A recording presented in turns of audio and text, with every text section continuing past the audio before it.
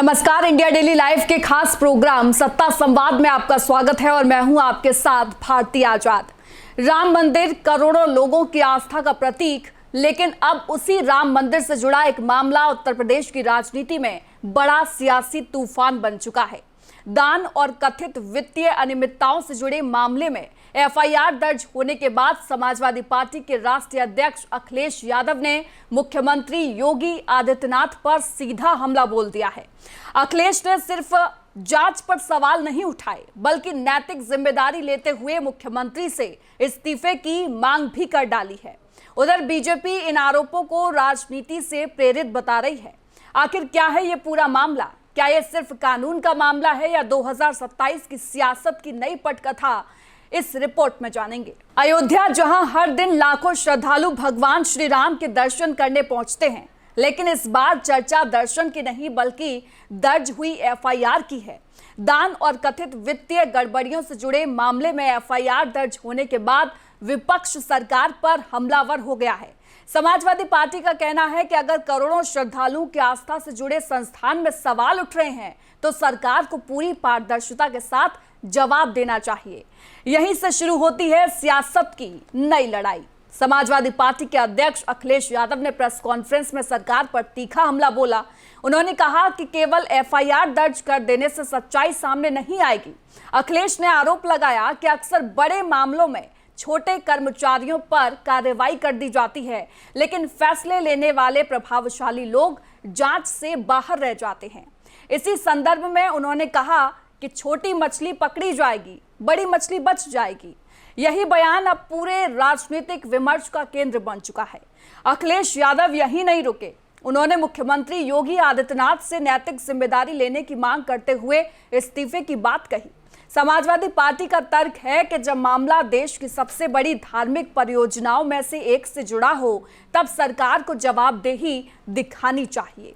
विपक्ष लगातार पूछ रहा है, क्या जांच पूरी तरह निष्पक्ष होगी? क्या बड़े अधिकारियों और जिम्मेदार लोगों से भी पूछताछ होगी या फिर कार्रवाई केवल निचले स्तर तक सीमित रह जाएगी? बीजेपी ने अखिलेश यादव के आरोपों का जवाब देते हुए कहा कि कानून अपना काम कर रहा है। सत्ता पक्ष का कहना है कि किसी भी मामले में जांच एजेंसियां स्वतंत्र रूप से काम करती हैं और दोषी पाए जाने पर कानून के अनुसार कार्रवाई होती है। बीजेपी नेताओं का आरोप है कि समाजवादी पार्टी इस मुद्दे को राजनीतिक रंग देकर जनता को भ्रमित करने की कोशिश कर रही है।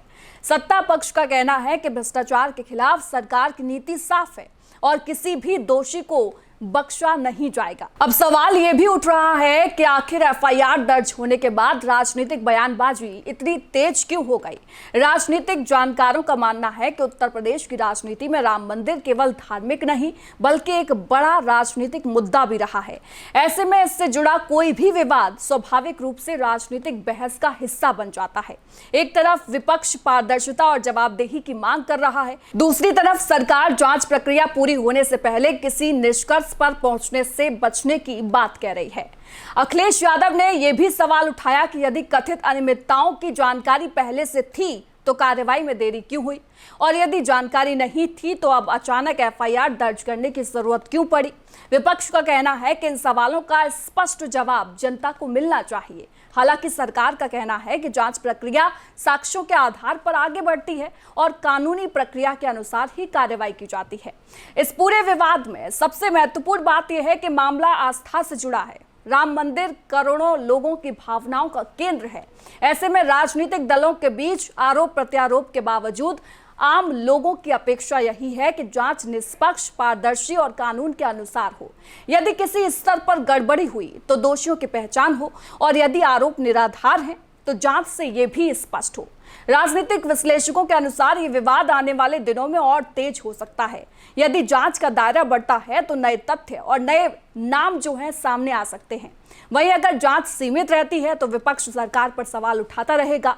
यानी ये मामला अब केवल एफआईआर का नहीं बल्कि राजनीतिक जवाबदेही, प्रशासनिक पारदर्शिता और जन विश्वास का भी बन चुका है। फिलहाल तस्वीर साफ नहीं है। एक तरफ विपक्ष मुख्यमंत्री से इस्तीफे की मांग कर रहा है, दूसरी तरफ बीजेपी कह रही है कि कानून अपना काम कर रहा है और राजनीति नहीं, जांच के नतीजों का इंतजार किया जाना चाहिए।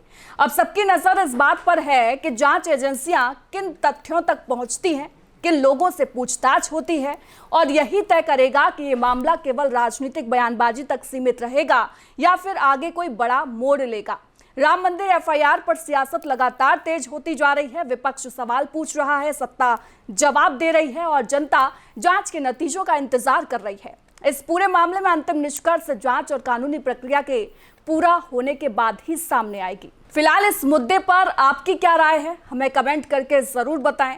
वीडियो पसंद आए तो लाइक करें, शेयर करें और इंडिया डेली लाइव डिजिटल को सब्सक्राइब करना ना भूलें। नमस्कार।